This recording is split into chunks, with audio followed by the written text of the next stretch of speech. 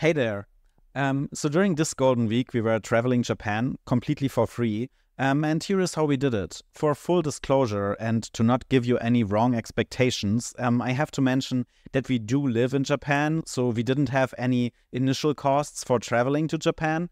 And secondly, we need to address how I define for free. Like when I say for free, I mean we didn't spend any additional money on traveling than the amount that we would have spent if we stayed at home. So we didn't go around and catch birds and cook them on an open fire or sneak ourselves in the trunk of a bus in order to save money. We did spend money, just not that much. So right now I'm maybe 1 minute in the video, and probably right now the premise of the video doesn't sound that good anymore, because I basically just said my main tips for traveling Japan for free are: number 1, live in Japan, and number 2, spend money. But maybe you're still interested in our way of traveling, because I can tell you it's incredible fun and really comparably quite cheap. Also, you might know that right now, because of the relatively low yen, Japan is experiencing an incredible influx of tourists, leading to big cities and famous tourist spots to become incredibly crowded. But with the tips I give you, I guess it's easier to travel around for cheap and avoid the crowds. Actually, it doesn't even matter if you're traveling in Japan or anywhere else. I think those general ideas can be applied anywhere, maybe even in the place you live. So, number 1 is skip the popular places. The itinerary, I don't know how to pronounce that, of most travelers always looks the same. Like it's Tokyo, Kyoto, Osaka, Nara, maybe Hiroshima, Fukuoka, Okinawa, Hokkaido, Nikko. I'd say skip that. Go to the countryside instead. Except for Tokyo, of course, like for the food and entertainment and shopping. Or if you're arriving in any other city like Kobe or Osaka, then do the shopping, eating out, and entertainment there. But it's not worth it to visit multiple cities. After all, they are very similar. Number 2 is think about your mode of transportation. So the first thing that comes to mind for most people visiting Japan when it's about transportation is trains. You know, because they are always on time and so clean and the staff is really helpful, blah, blah, blah, blah, blah. And it is true, like trains are incredibly convenient in Tokyo or any bigger city, and it is definitely the easiest way to travel from one big city to another one, because it's the fastest and smoothest, easiest way of transportation. But even though Japan's railroad network is huge, they only cover like a small area that you can visit. And as soon as you are in the countryside, the trains naturally become inconvenient, because nothing in walking distance from the train station, and they don't come every 5 minutes. Suddenly they come maybe every 2 hours or 3 times a day. So going to the countryside is sadly still better by car. And for the price of a Shinkansen railroad pass for 2 weeks, you can also rent a car for 2 weeks.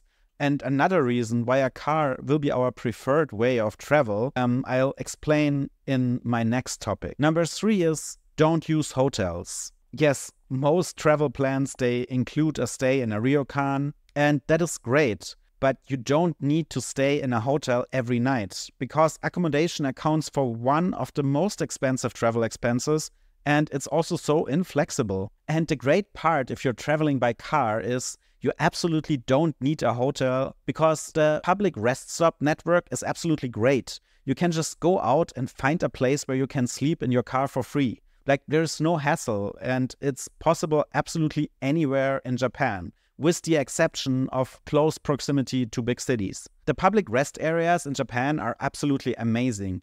You will always find great restaurants, free to use 24-hour bathrooms. Very often there is even like a public bath where you can soak in hot water and shower, as well as a farmer's market selling local produce, and very often specialty stores that focus on stuff that is made in the region, like pottery or paintings, carvings, whatever, and it's really cheap there. It's really great. I kind of have a feeling that if ever this video gets watched by more than 10 people, some person that either lives in Japan or has visited Japan will feel motivated at this point to write an angry comment like, "Oh, you actually make it sound way easier than it actually is," or "No, you're annoying the local people," or "Oh, this is actually illegal, blah, blah, blah."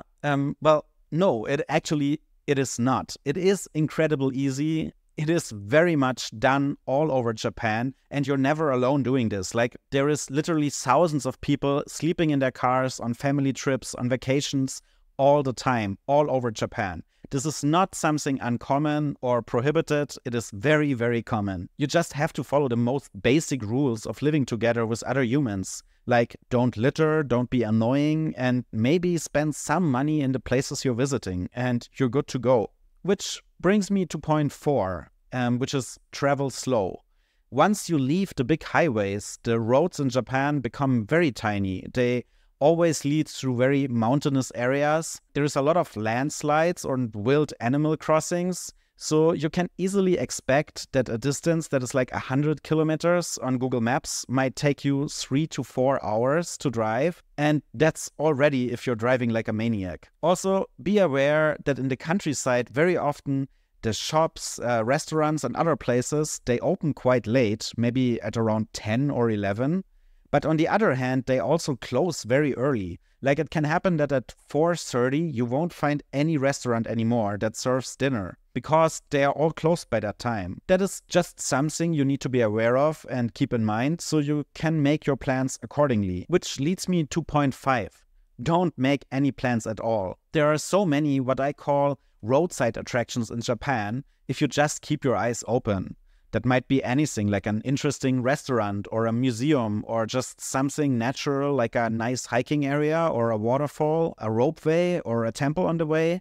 For example, like we had the greatest bear sashimi just because we saw a sign of a bear meat restaurant. And we visited the most ridiculous museum just because we saw that huge pyramid that was built by a religious cult.